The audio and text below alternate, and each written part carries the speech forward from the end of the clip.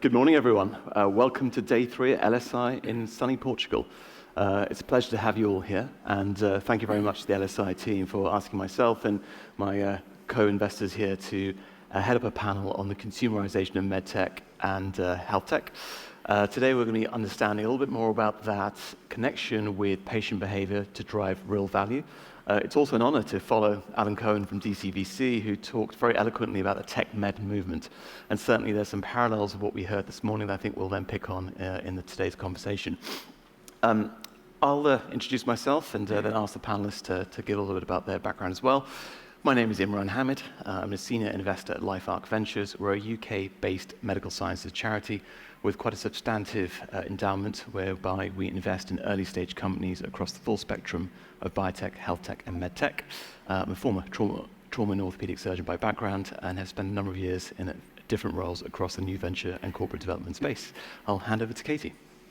Great, thanks so much for having us. I'm Katie Ellias. I'm one of the managing directors at the T1D Fund, that stands for Type 1 Diabetes Fund, and we are the venture arm of a philanthropy as well, focused on the care and building out the community for Type 1 patients and their families. The charity's been in business for over 50 years. We are about 100 years since the discovery of insulin, and clearly there's a lot of unmet need in the diabetes community. Our fund was created about 8 years ago. It's about a 200 million AUM fund.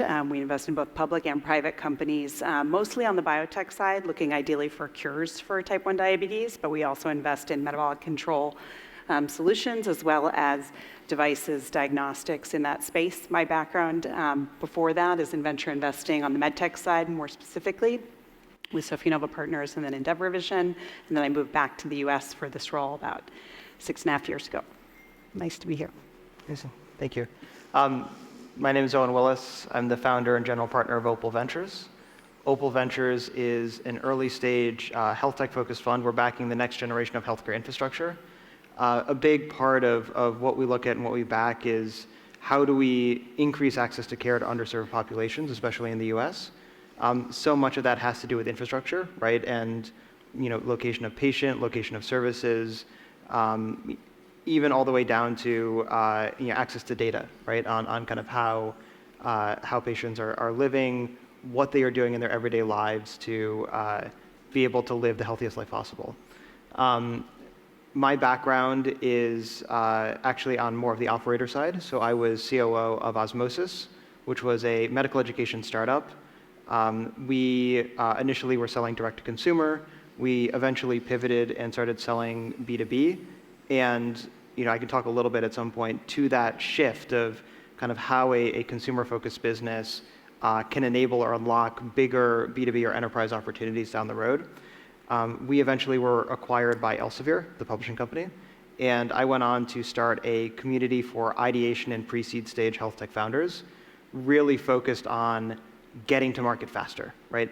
Getting them access to experts that help them understand that incentive stack between patients, providers, and the person who is ultimately paying for whatever they're receiving, and use that to find shortcuts to market. Thank you. Morning, thanks for having me. I'm Sahir. I'm the founder and general partner at Moody Ventures.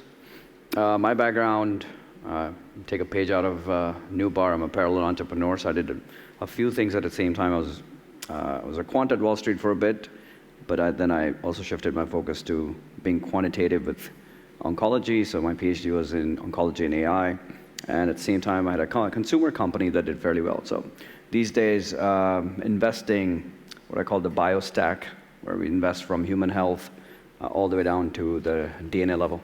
And so from therapeutics to tech bio to medtech. Looking forward to chat. Alrighty, Thom Rasche, my name, partner at Early Bird. We are a European-based venture capital company with both tech investments as well as health investments. Those are separate funds though. I'm part of the healthcare team. We cover the entirety of healthcare, biotech, medtech, and diagnostics, and digital health. The reason for that is that we are priding ourselves to be probably the only one in Europe, if not in the world, fund who has public healthcare insurances as cornerstone investors. In socialized medicine markets, as it is in Europe, this is pretty much unheard of because mostly they are I'd say, bureaucratic organizations. They are governmentally funded, and they have, at least historically, not been involved in the innovation process. And we have a strong belief that neither patients nor physicians nor insurance companies really care what technology is used at them as long as it helps them. So whether it's a drug, a device, or diagnostics, or a combination thereof, who cares? So as a fund, we believe we need to have the same strategy to actually focus on that.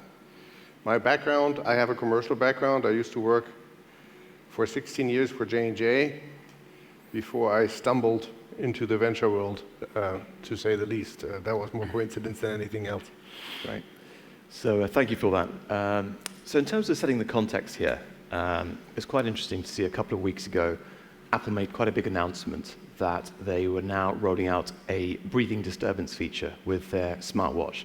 The concept being that they believe they now have the ability to detect obstructive sleep apnea and use that as an indication for users of their watch to go and seek further medical assistance. Now, they made this quite substantive press release, but it is still pending FDA approval. And I think it's indicative of large consumer tech players coming increasingly into a space that's been always dominated, frankly, by medtech players. And that's one of many examples. Google, Fitbit, others are doing similar things. And that combined with perhaps this observation that there are a lot of now very innovative digital health service providers who are using a connected ecosystem, be it continuous glucose monitoring, weight measurement, sleep tracking, Oura rings, whatever it may be, to engage patients very differently. And I shouldn't even use the word patients, engage consumers very differently in their lifestyle and behavioral habits. And taking another step back, we all recognize that healthcare is breaking. It's an old cliche, aging populations, and this concept that if we truly believe prevention is better than cure, is there more that we should be doing at the early end of this early part of that patient journey or consumer journey to actually change behaviors, to improve healthcare, and ultimately improve population health? And if we accept that as a bit of an emerging thesis that we're all kind of gravitating around, and the fact that maybe last year $180 billion was spent on vitamins alone, which mostly are just flushed down the toilet, the question to this esteemed panel is, do you think that patient, again, I use the word patient, consumer behavior is changing? And if it is changing, what do we think that medtech or health tech companies should be doing to capture that change? And what is it that we investors should be doing as well? Maybe I'll start with Sahir.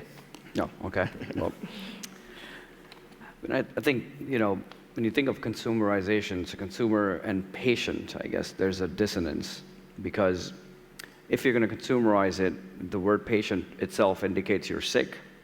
And I think the trend of consumerization, at least the one that I particularly like to be engaged with, is how do you empower consumers who want to consume really want good health? So how do you sort of do that? And I think what's happened with economies of scale in fairly regulated space of finance, health, and education is that you have this, in clinical terms, you have this treating to the mean. It's a sort of same thing across the board in other large industries who just kept building larger and larger things, part of the 20th century sort of concept. And what's happened is we've built things large and large enough, and so regulation has sort of just allowed those things to just give you the basic needs, but not customized needs. And so a lot of the products that are developed to satisfy the regulation rather than to what actually is needed. And so I guess a trend that's quite picked up in the United States, I was reading McKinsey report before coming to the panel, it seems like the wellness space particularly is now a pretty highly placed. It's close to $1 trillion market. And an interesting statistics was that the third most recommended recommendations, the list on the third are the physicians themselves. So it's being recommended. And so I think these are some interesting trends, and we'll go a little bit deeper into it. So the final point here for me is that there's this convergence of technology, good design principles, cloud technologies, and particularly a generational shift where millennials and Gen Zs who are digital first, they are comfortable being that consumer that we're talking about, that behavior change. So So that's kind of my perspective, and we also invest in some of those, and Imran and I have also co-invested, and I'm sure you're going to talk about one of that company. So we'll plug our companies later. Yeah. So is it too early for us to start arguing, or should we wait please, for a let's little start later? arguing No, straight I think, listen, I think that's a really interesting perspective, and this idea of top-down versus bottom-up, I think is a natural tension in this space, and representing a patient community. Again, we don't call people with diabetes patients, we call them people with diabetes, not patients, so I very much understand that perspective. And at the same time, I think we need to look at these populations and understand what are the unmet needs, what are the gaps. And from this audience of health entrepreneurs, I think that's where we've always fundamentally needed to start, which is what is the unmet need and the problem you're trying to solve, and try to pick the most dire problems first and then work your way back. And so I do think there's a natural tension between wellness-oriented, which I think maybe is easier to start getting traction and get some commercial revenues, which potentially, although I think there's some fallacies there, could be easier from an investor to make returns versus the actual unmet needs of these patients, and taking a look at whose care is not well managed. And in the diabetes community, and I loved Alan's talk, we have patients, people with diabetes, kicking off an immense amount of data that can be captured and better harnessed. And I absolutely agree with the comment that, if we can make people's lives better and their health outcomes better, we shouldn't care whether it's a therapeutic drug or a device or a digital solution. And I say that a lot in my team. That doesn't mean that's where we invest. We mostly invest on the biotech cure side. But I do think there's this natural tension between these things.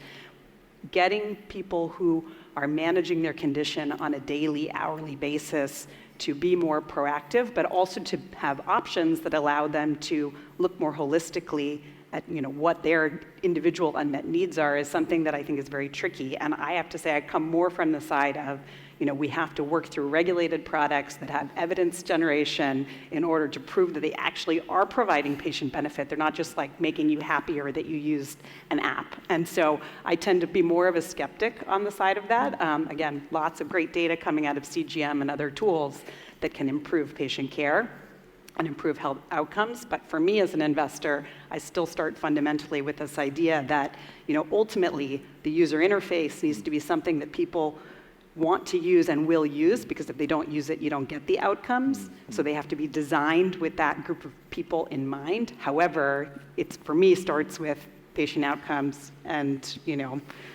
and regulation to make sure we're doing that in a safe way. So Katie, just picking up on that, I'm curious, Owen, whether you have a similar or different view, particularly in this concept around, do we need to create evidence? Is it necessary if we're in this space where we're engaging consumers, people, around improving their health behaviors? How much of that evidence do we need to create? And do you think that other things that may be more important in the way we actually tailor products to meet their expectations?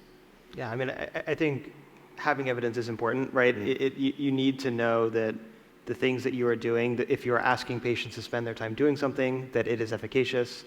But again, is it asking, or is it a question that we want them to do this? Right. Well, so I think one of the things that I wanted to touch on is, there has been changes in behavior among patients as it relates to health and wellness and data and understanding the different things that either go into their body or the different actions that they do and how that impacts their health. That is something that is true. I would also say that it is not evenly distributed across the entire population, right? A lot of kind of what we think about as wellness, a lot of what we think about as, kind of these healthy decision making, in some ways it's a luxury for people, right? These are things that take time. These are decisions that require research. These are devices that cost money, right?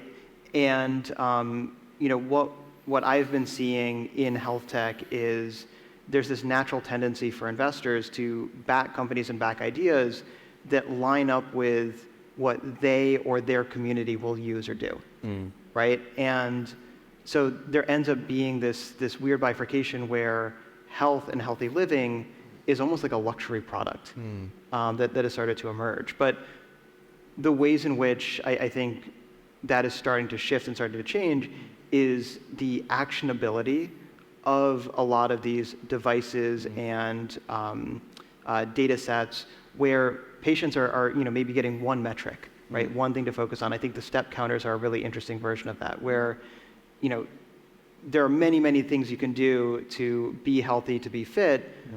Walking 10,000 steps is the bare minimum, right?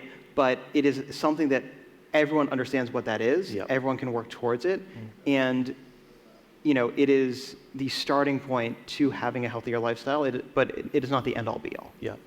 And Thom, what's your view about this concept of, at the moment, it's a bit of a luxury, and we may be looking at it in very sort of singular or sided perspectives, and this concept of we now all understand we need to take 10,000 steps a day as a minimum. Do you think there is an evolution here? Do you think we can be doing more as investors and innovators in this space to really kind of grasp that opportunity? So I think there's a couple of points to be made. First of all, we are managing other people's money. So if we are managing other people's money, they want it back, best with a return. If we have the conviction that we would be investing in a sector which in a time frame of 5 to 10 years would get you a high return on that investment, then we would do it, whether that is in the prevention space or not. So far, we don't have that conviction, to be quite honest. And I think you need to segregate really clearly two markets. It's one, the wellness prevention market, and then the diseased market, i.e. the first healthcare market. You can argue whether that borderline is blurring and moving to one side or the other. That probably is the case. But my argument is, and maybe I'm too old for this, is those people who wear an iWatch or iPhone don't really need it. The other ones need it, and they don't wear them. And the problem is all things we do in prevention and or trying to move people to the Withings of the world or all that, those people who buy that and actually spend money on that have an awareness. They do sports, they move, they watch their weight, they do blood pressure monitoring, they do even sleep apnea monitoring. Yeah. Those who really need it do not do it. So, Katie, what's your view in the future when the next Apple iWatch has a non-invasive continuous glucose monitor? How's that going to change the world, and how's that going to change our perception of the way we interact with our metabolic state, our diet, our nutrition, etc.? First of all, I wish that it were that easy, and so I love the future state. Having looked at a ton of these fully non-invasive glucose monitoring technologies, I'd say we still have a long way to go. There's some really, smart people working on that since a lot of years, and our group, our litmus test is, can you have accuracy enough to dose insulin off of this? And if you can't, then come back to us when you can, and so we're getting closer to that, but I would just say I think we're a little ways away. Is that the right benchmark, though, to be looking at? Well, again, I think, when we look at how can we improve health outcomes for the community, which is from a disease-focused mindset, where I come from and kind of where I grew up, again, coming from working in hospitals and then working on the medical devices side as an operator and then moving into venture. I mean, I got into this whole business because I'm trying to improve human health, including people who we've identified their condition and we have great treatments available if we could just get them to the right people and make sure that they're easy enough to use that they want to use them. So, I think when we look at the impact of CGM, as you mentioned, on health outcomes, and there was a great study presented at the EASD meeting in Madrid a week ago around real-world outcomes in type 1 and type 2 patients on CGM, we see there is absolutely, for patients using it, there's a definite health benefit. You can reduce your HbA1c levels, you can reduce hospitalizations, and ultimately you can improve care and outcomes for these patients.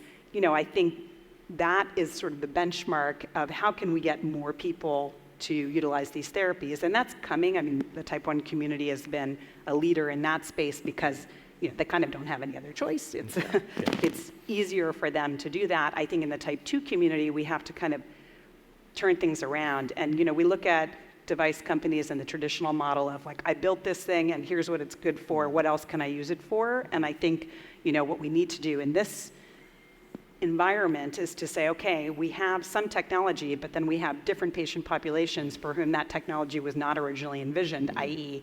a non-insulin dependent type 2 community.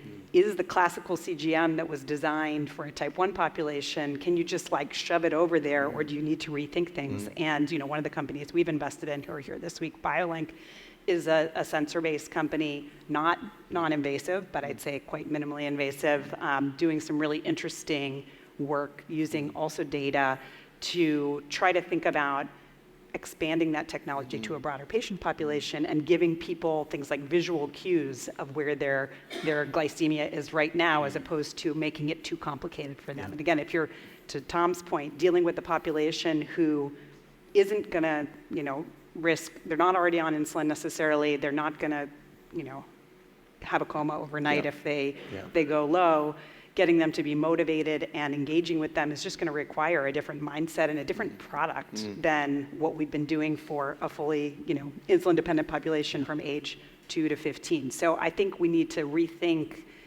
tailoring products to these different populations. And again, that starts to maybe cross over closer to wellness, closer to prevention. But again, I'm still more focused on disease state.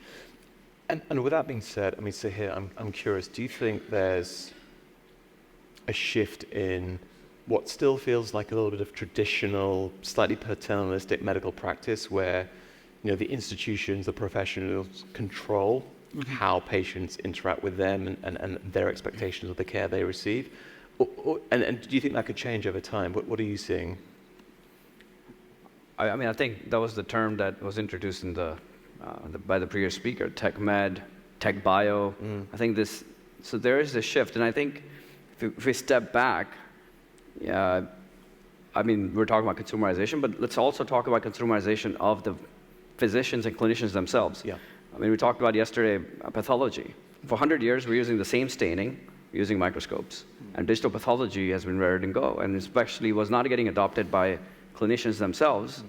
I'm not sure why, but it's better to look at things on a monitor and zoom in than just a single eye into a microscope. But COVID accelerated that. And if you look at drug discovery space, these are traditional setups. We're not saying we're there yet, but there's this right convergence of things. And I think we are starting to, as I mentioned previously, these large economies of scale that happened over 100 years, finance, education, healthcare. I think this right convergence of consumerization in this, which required the right technology, the design principle. I think the design principle is the number one thing here. It's if they've been designed keeping in mind what the consumer wants. What is ultimately a consumer want in this space? Health. How much of that comes through the physician? Yes, and then if you think about also, there's a new breed of physicians who are digitally native. And if you look at even one of the companies we backed, it thinks about auscultation in a completely different paradigm. We should have digital biomarkers that are not just subjective. How many physicians actually even know how to detect murmurs after a while? And it's gone. And so it's a straight fee-for-service model. If I heard something and I'm not sure what I'm hearing, well, it's a cardiology referral. I'm talking United States-based. So you see, that's what I mean. There's an entire system that is just designed towards this sort of, what I heard the term, it's called vending machine model. And the last thing I'll say is that what this allows us to do is look at this vending machine model. You get sick, you go to the doctor. I'm talking United States behavior now. And then 15 minutes, you have a consultation. But I think there's everything else around it. Of course, you're sick. You need that sort of approach of how to manage your disease, how to sort of treat that.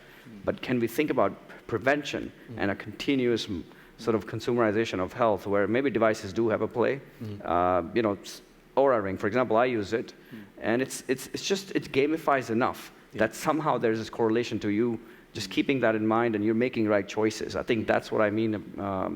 There's a bigger trend, and I absolutely agree with your point that there is this sort of divide between folks who are hyper aware of that, and I think that's a newer generation, and then there is sort of folks who just are not aware and they need a more different approach, I think. The hope is that this population, which is a little bit more aware, is growing. I doubt it, to be honest, but that's another story. So there is a Gen Z who's more digital. I think I completely agree on this. And you said an interesting term. are the times over where the physician controls the patient? Yeah. I think that's actually a fairly wrong terminology. How about guiding? Because actually, I believe patients want to be guided. Yeah. I don't think patients want to take ownership. Yeah. Everything I've learned in healthcare is those are who are diseased want guidance and want help. So I think this is more a system problem, and by the way, whether that's Europe or the US, it's all actually the same. Because right now, if a physician would give, let's say, an obese patient an Apple Watch and say, listen, why didn't you wear this? It gives me the ability to adjust your medications a little bit more thoroughly and guide you through your day. I am fairly convinced that compliance would increase and people would actually do it. Today, the systems don't allow it. So it's not necessarily a tech question in my view. It's more a system question on how you drive that. Again, wellness and consumerism, for me, is a really different story in that sense that I think there's things happening. We know that, for instance, glucose is a good example, which is the best indicator for metabolic action. So you can actually have people, nutritional consultancy with glucose and all kinds of things. But that's all, to me, on the wellness side. I'm staying with, like Katie does, more on the disease side and say, how do we help and enable those patients better to get less physician visits, less hospitalization, less emergency room visits, and all of that. Tech is there. I actually believe the technology is easy. It's ready and can be utilized. It isn't. Yeah. So, Owen, as someone who's literally sitting in the middle of us, can you think of any interesting examples where they've got the balance right? Any companies out there that have seemed to align some of these sort of push and pull factors, be it the consumer wanting to be healthier, the healthcare system waiting for them to become unwell so they can do something. Are there things you've seen in the middle that sort of resonate as an investor or an operator? Yeah, there's definitely things, especially as we think about kind of the elder care space, aging in place, aging at home, there's starting to be an alignment of incentives where there is a need to collect data, there is a need for RPM, and I think technology is now in a place where it can be miniaturized in a way that it's actually usable. And one of the things that I have a lot of interest in is kind of the passive monitoring versus the active monitoring, right? So I think anytime you're doing active monitoring, as you said, the people who you want to do it are not actually doing it, right? They're not filling in the log. They're not, I think we've all kind of tried it at some point, and for 99% of people, it falls off. But having a device, let's say a piece of radar technology installed above the bed of an elderly parent, being able to see, kind of how is their heart doing, how is their breathing, what is their likelihood of fall, right? That is not only incredibly valuable, it's information that doesn't rely on an individual person to input anything, and it's something that there is a willingness for it to be paid for on the part of both the providers, but also the payer side. So I think that's an area where things kind of line up from an incentive perspective.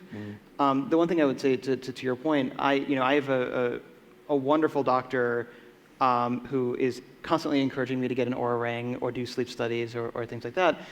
I would say that's not really the norm, right? I think there's still a little bit of that firewall of that kind of personal health data that's being collected, and the kind of what is being looked at by a doctor. And part of it is just, I think doctors just don't know what to do with it, right? It's there's the efficacy might be off.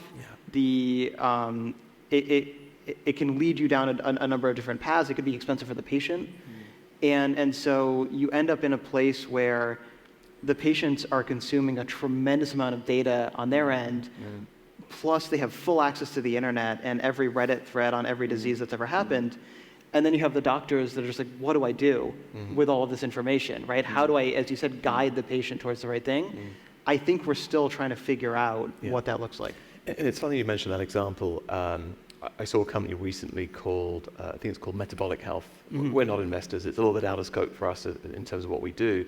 But they're based in the United Arab Emirates, so a very innovative space with a lot of capital. In some regards, it's a bit of a blank canvas in terms of the healthcare system.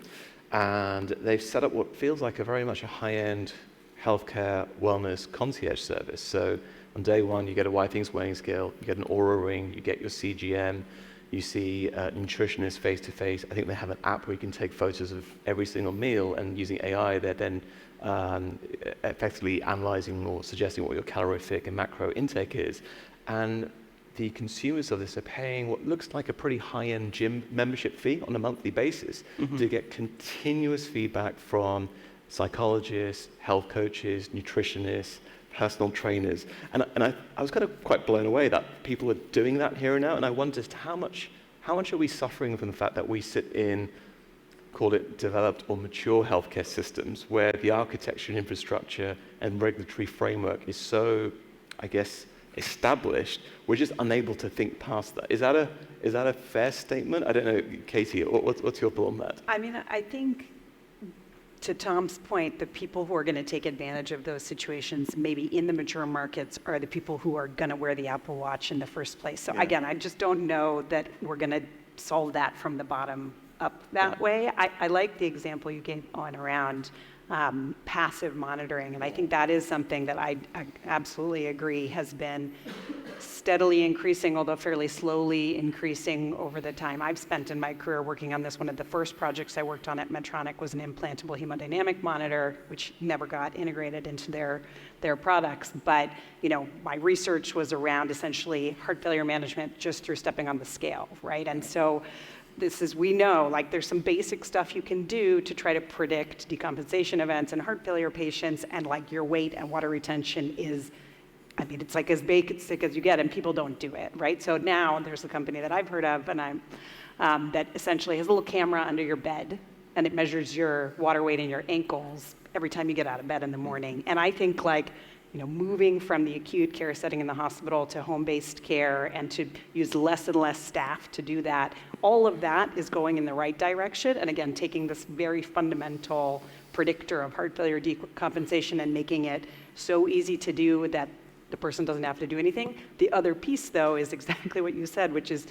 when I started in that project in heart failure, 20 years ago, the doctors were terrified of getting all these alerts. I mean, that was one of the major barriers, is they said, I don't want to know when these things are happening, because then I have to do something about it. I'm legally liable. And how do we use data and decision support and work with regulators to get that equation right, so that they are, getting more and more comfortable, and the data is being packaged in a more and more usable way, that they actually want that information because it's actionable and not a liability risk. And I think we're still just, the wave hasn't crested yet. I think we're working it out as we go. But I think it has to go in that direction. The data is critical, but if nobody wants to see the data because it's too much or other risk factors, then we're not going to achieve what we're trying to achieve. And so here, coming back to you. Swallowing a pill Sorry, takes a nanosecond. Yeah. Using an app takes minutes. Yeah. We know that patients are not complying swallowing a pill. So what are we saying? That they're more compliant with apps than they are pills? No, less. Interesting. I actually believe that they will be less compliant with apps than they are with a pill, because swallowing a pill is a really nanosecond activity, whereas actually with an app you really need to get engaged and actually work with this. And again, when we talk about those patients who are not compliant, that's a bigger hurdle. And I'm fully with Katie, or with Europe, it's like it needs to be totally passive. We cannot expect patients to comply and work with us. So Thom, full disclosure, you completely triggered me with that statement. That's so I think totally okay. so I think you're looking at the wrong companies. I think you're looking at the wrong companies, right? Well, we So can have an argument on that. Yeah, absolutely. So in fact, I'm on the board of a company called Affect Therapeutics. It's one of the leading substance use disorder providers in the US, and they have exceptional data, as many of their other companies in that space do. And by using thoughtful app design, UX, UI, really thoughtful engagement with psychiatrists, group therapy, individual therapy, all done virtually, they've got somewhere in the region of 80 to 90% retention after 3 months, which is indicative of, in my opinion, sort of tier one. 3 months. I'm with you. Seriously. I've been around too long. But what I would suggest is that is much better than most consumer apps. And the point being is for that particular clinical category, that's much better than inpatient care. So if you compare digital to inpatient care, you can actually drive much, much better engagement, because for indications like that, people don't want to go to a bricks and mortar clinic and be seen as getting addiction therapy care. They'd much rather do it in the privacy of their own home. So I think, again, my personal view is it's dependent on type of patient, the disease you're dealing with, some of the accessibility issues. Yeah, and to your point, where's the bar? Yeah. And it's going to be different Yeah. in different diseases. Yeah. Like if somebody on insulin therapy only had adherence for 3 months, we'd have like a major Sure, problem, right? exactly. So I think the point that I'm perhaps suggesting, it's very much on a case-by-case basis, depending on the disease, depending on the category. And a final question to Sahir before I ask some summarizing thoughts. As the person in the room who's coming from, I think, one of the newer funds, who has less legacy and tradition to worry about, what is it that excites you? Do you think it's as clear as there's a divide between healthcare and consumer, and thou shalt not mix? Or do you think there's an opportunity in the middle to actually drive innovation? If there is an opportunity, what attracts you to writing a check in that space? Well, I think, like every tech, even medicine without tech, though, biotech revolution happened because you had recombinant DNA. Yeah. Without microscope, we wouldn't have a cellular pathology. So I guess we keep saying there's tech or there's health. It's not. It's actually, the modern medicine is tech, actually. Yeah. Yeah. Now, I think we step back and say, okay, well, it's about the patient. But I'm challenging why we use the word patient. Yeah. Yeah. Now, I mean, all the points were made, I agree with you, but why get to a position where you got to go see a doctor? And if you do see a doctor, the doctor's not available to you. Now, I'll give you an example of what happened with the banks and the fintech. Now, yes, it has its own regulations, right? It's not a life or death matter. But how many of us check our statements on a daily basis? There are pop-ups that happen. It's passive. If I have a certain transaction, I get an email. When was the last time you checked you sat there like we used to do 15 years ago? That's a generational shift. It is happening. I mean, I was looking at the McKinsey report.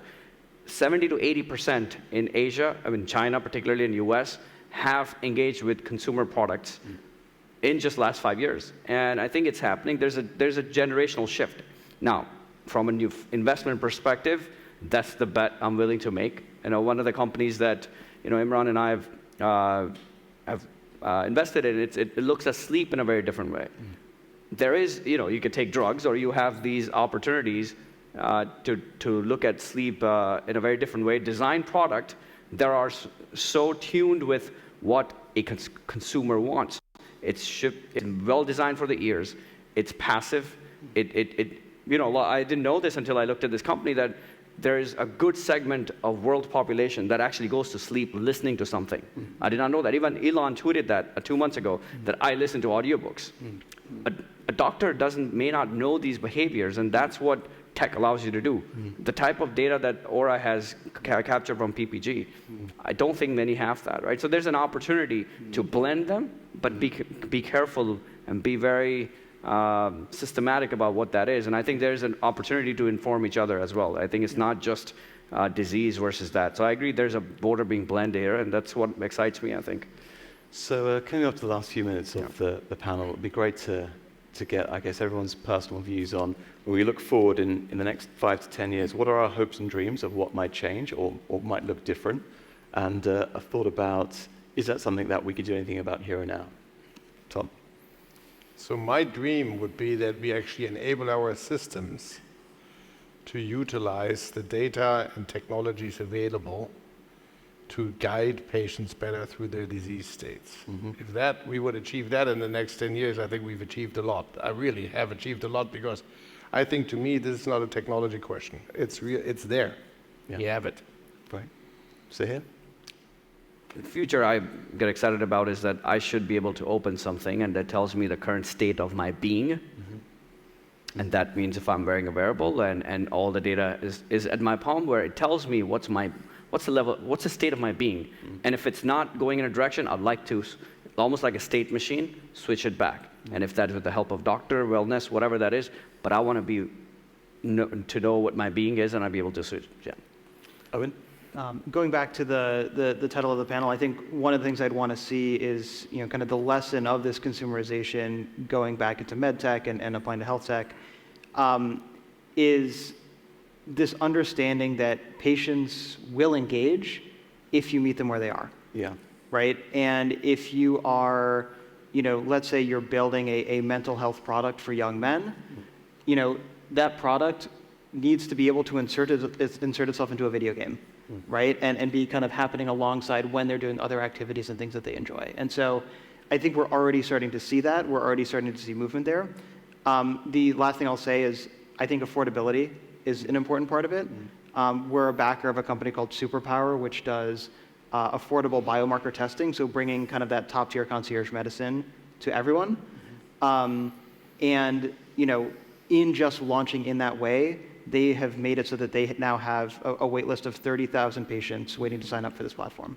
So I think there is opportunity with that if you are able to make it affordable and meet patients where they are.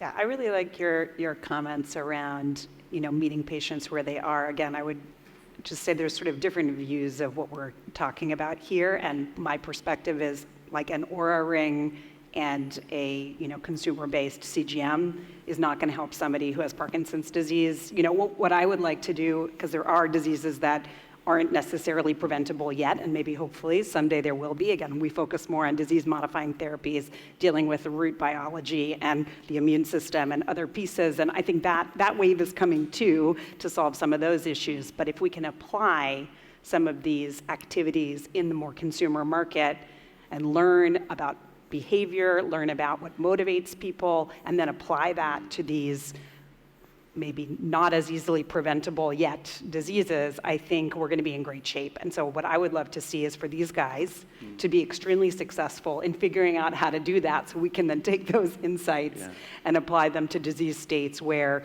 knowing how you sleep isn't going to keep you from getting cancer in most cases.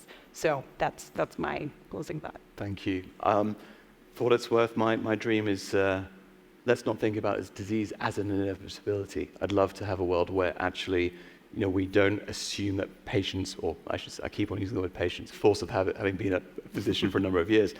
I would love to be in a world where we don't assume that people have to become patients and they have to become diseased. It'd be a lovely thing to be able to take large swathes of the population and just take them a completely different route. How we do that, I don't think we know yet. But amongst us all, the investor community and the startups out there, I'd love to explore that together. And with that final thought, thank you very much to all the panelists. I enjoyed the discussion and debate. I hope you did too. Thank you very much.